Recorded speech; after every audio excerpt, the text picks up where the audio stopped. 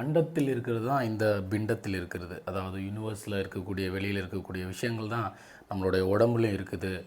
வெளியில் என்ன பஞ்சபூதங்கள் தானே இருக்குது. நிலம், நீர், நெருப்பு, காற்று, ஆகாயம். அதுதான் நம்ம உடம்புலையும் இருக்குது. ஒவ்வொரு விரலையும் ஒரு பஞ்சபூதத்தோடு நம்ம முன்னோர்கள் ஒப்பிட்டிருக்காங்க.